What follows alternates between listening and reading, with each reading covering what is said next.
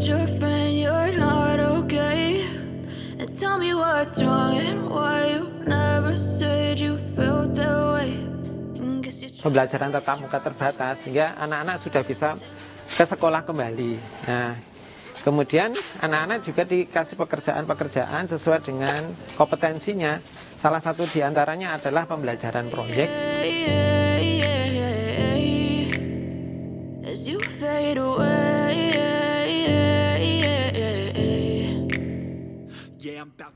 jurusan keramik, kemudian kriya tekstil, kemudian kriya logam, kemudian kriya kulit dan kriya kayu. Nah, kelima kriya ini juga berjalan waktu pembelajaran pandemi ini berjalan juga. So inconvenient, okay. Just let me be me and I'll stay out of your way. I can see the way you look at me, I'm such a disgrace. I never really asked to be brought into this place. You wanna love me? Well then baby I have a taste. All the highs and the lows, no you'll never be the same. I don't really wanna hurt you but I can't control the pain. If you're sticking by my side, maybe we could be okay. Okay, okay, maybe you could be the change I need today. I promise that I've never felt this way.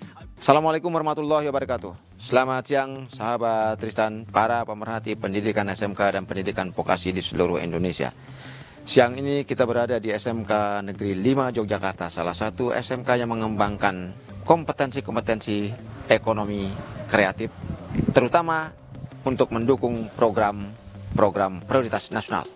Kita akan lihat bagaimana kiprah kawan-kawan di SMK Negeri 5 Yogyakarta dalam mengembangkan potensi yang ada, khususnya di bidang ekonomi kreatif.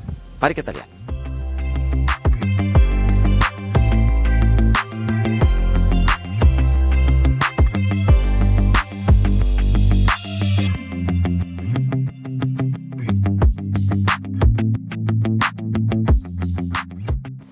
Oke sahabat, kita ditemani oleh Pak Yusuf, Kepala Sekolah SMK Negeri 5 Yogyakarta. Ini SMK yang termasuk dalam skala prioritas nasional, mengembangkan kompetensi-kompetensi unggul di bidang ekonomi kreatif. Kebetulan untuk kali ini kita di kriya kayu, dan ini termasuk jarang dikembangkan, tetapi SMK 5 ini memilih untuk bertahan mengembangkan kriya kayu. Pak Yusuf, bisa ceritakan sedikit bagaimana program Pak Yusuf dan kawan-kawan di SMK 5 dalam mengembangkan kriya kayu ini? Baik, terima kasih Pak Aris. Sebelumnya, Bismillahirrahmanirrahim. Assalamualaikum warahmatullahi wabarakatuh. Selamat datang di SMK Negeri 5 Jakarta.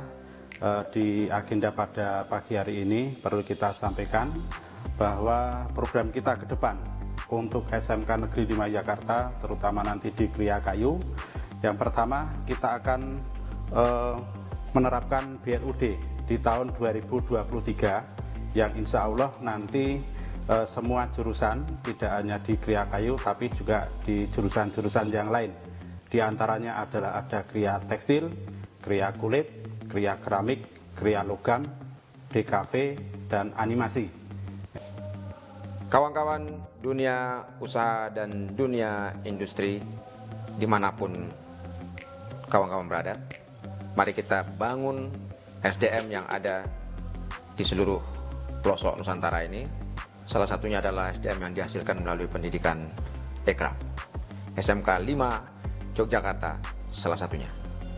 Kita akan lihat bagaimana SMK 5 mengembangkan kompetensi-kompetensi unggul yang menjadi prioritas nasional ini ke depan. Mari kita lihat lebih lanjut.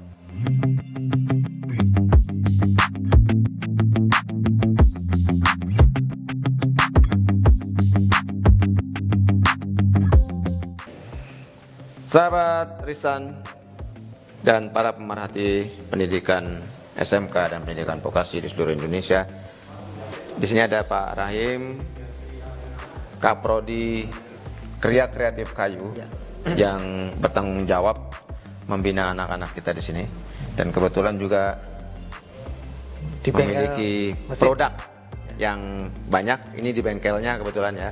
Pak Rahim bisa jelaskan gimana anak-anak kita ini selama 2 tahun kemarin ini kan pandemi ya. Jadi prakteknya otomatis berhenti. Ya. Nah, dalam perjalanannya kan pasti tertinggal. Nah, gimana mengejar ketertinggalan itu? Baik, terima kasih ya sama para pemirsa sekalian. Jadi ini di jurusan Kreatif Kayu SMK Negeri 5 Yogyakarta. Jadi pasti ya, SMK itu kan identik praktek ya Pak. Iya. 2 tahun kemarin kita ada pandemi, kemudian anak-anak belajar dari rumah. Tentu saja sangat bergendala, mereka mau praktek bagaimana. Sementara mereka dari kelas 1-nya itu belum didasari dengan praktek-praktek yang bisa dikerjakan secara mandiri di rumah. Secara mandiri di rumah tidak ada. Jadi apalagi dengan peralatan-peralatan masinan seperti ini, sehingga apalagi SMK Negeri 5 Yogyakarta yang rata-rata dari kelompok ekonomi menengah, anak-anak dari orang tua yang dari ekonomi lemah, sehingga banyak kendala Pak. Misalnya dalam hal misalnya BDR itu ya, pemerintah menggaungkan misalnya pembelajaran dengan menggunakan Google Meet, dengan Zoom gitu ya. Kalau praktek jelas nggak bisa Pak ya. Nah, prakteknya ada ukir kayu ya, ukir kayu. Kemudian ada kerja bangku menggunakan peralatan, menggunakan kerja mesin dengan menggunakan mesin. Kemudian kerja finishing ya, kerja finishing kalau belum ada produknya juga belum bisa dikerjakan. Sehingga selama pandemi kemarin, Bapak Ibu guru itu hanya mengandalkan menggunakan grup WA saja. Jadi yang paling praktis, anak-anak juga bisa, mereka beralasan kuota Pak, kalau pakai Google Meet, Google Zoom itu hanya pakai chatting di grup WA saja. Tapi kalau sekarang kan sudah mulai agak normal ya. Artinya sudah anak-anak kita itu sudah bisa belajar normal, praktek secara normal. Oke, kita lihat bagaimana praktek perkayuan di SMK Negeri 5.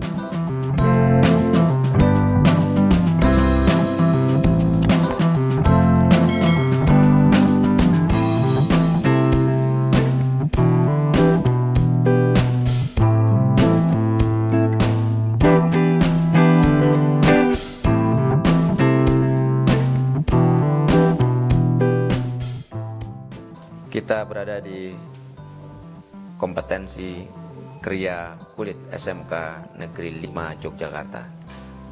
SMK ini salah satu SMK yang mengembangkan kompetensi-kompetensi yang terkait dengan industri kreatif, dan kebetulan ini menjadi salah satu prioritas nasional.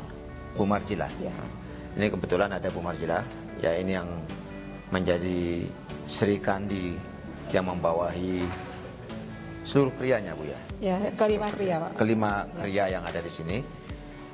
Bu Marjilah, gimana pengembangan, program pengembangan kria yang ada di SMK Negeri 5 Yogyakarta?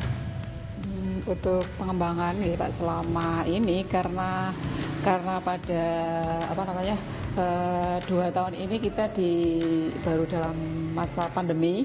Jadi kami selaku mungkin Kaprokria juga agak merasa ada kendala Bapak. Jadi untuk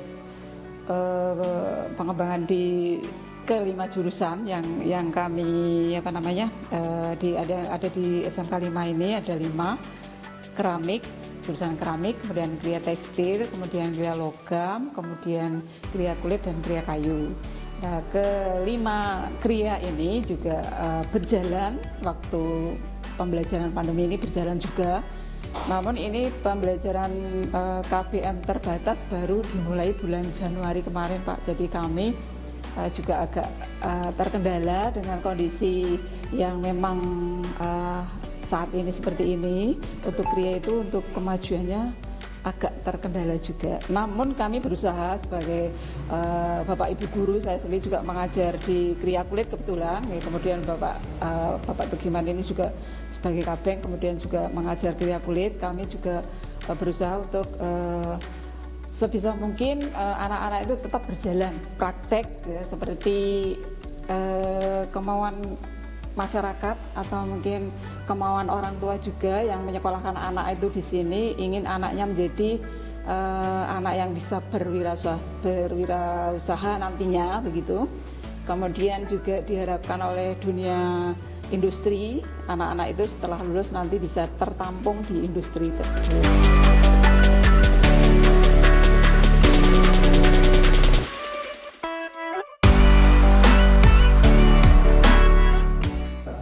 Kita juga ditemani oleh Pak Tugiman, penanggung jawab di Laboratorium Kriya Kulit dan juga menjadi kepala program.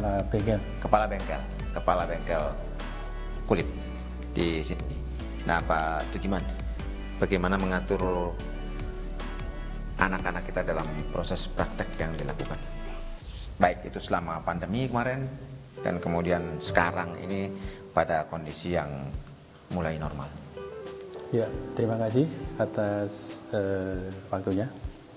Jadi selama ini di bengkel Kriya Kulit itu selama pandemi kemarin untuk prakteknya itu anak-anak dibagi 2 sesi. Jadi ada sesi pagi, kemudian ada sesi siang.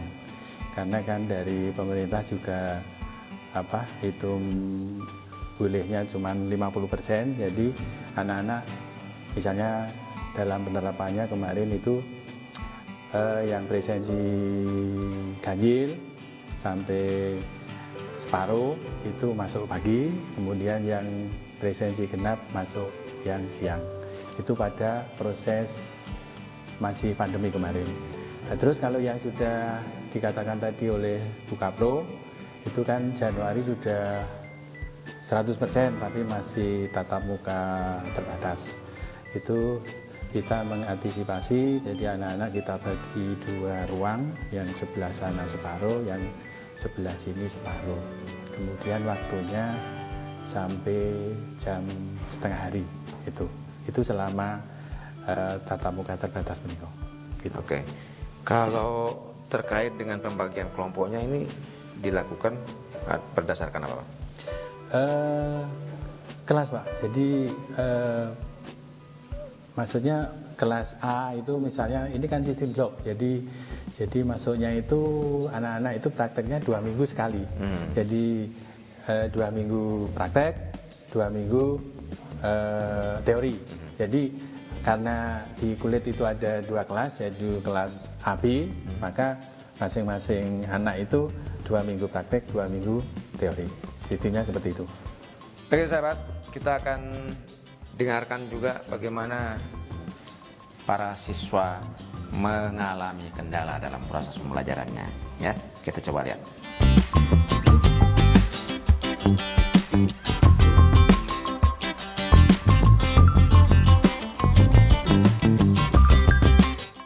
Nama saya Muhammad Irsyad Rifai dari jurusan kulit 11 kulit B. Kendala saya jika belajar daring adalah sinyal yang belum tentu bagus, sama mau tanya dengan guru tuh nggak bisa karena kan praktek nggak. Kalau didaring kan susah juga kan.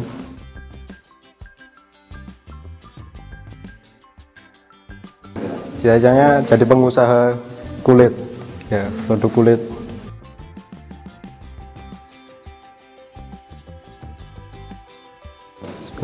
Ya di sekolah rompi kayak tas, dompet, gantungan kunci. Udah biasa gitu? Oh ya udah biasa.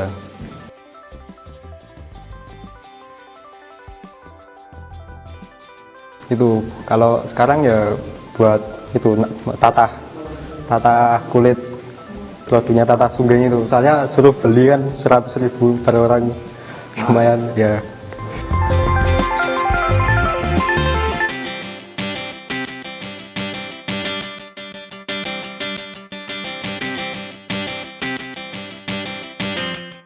Nama saya Dewi Cinta Cahya Putri dari kelas 11 kulit B. Kesulitan saya selama pelajaran daring adalah tidak bisa mengikuti praktek secara langsung atau kurang paham tentang prakteknya jika tidak langsung. Kendalanya juga dalam urusan paketan dan sinyalnya kurang mendukung juga. Karena kriya kulit mencakup banyak hal-hal yang baru seperti bisa membuat tas, sepatu, sendal, dan lain-lain. Harapannya ya semoga semakin maju, semakin lancar, dan semakin jaya.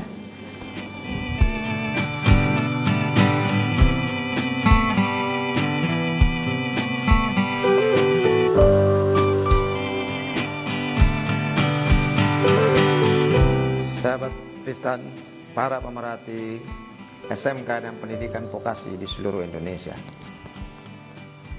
potensi pengembangan kulit atau industri kreatif yang berbasis pada kulit memiliki pasar yang luar biasa. Sumber daya untuk mengembangkan ini pun telah dikembangkan. SMK yang ada khususnya di bidang industri kreatif juga telah dikembangkan sesuai dengan kebutuhan industri. Oleh karena itu, mari kawan-kawan dunia usaha, dunia industri, kami mengundang kawan-kawan untuk datang di SMK, terutama yang berbasis pada kompetensi kulit, untuk sama-sama kita kembangkan, kita gali potensi anak-anak muda dalam bidang ini. Dan jangan lupa untuk tetap bisa mengakses video-video kami terkait dengan perkembangan SMK terkini di seluruh Indonesia. Subscribe, komen, like, and share. Terima kasih. Wassalamualaikum warahmatullahi wabarakatuh.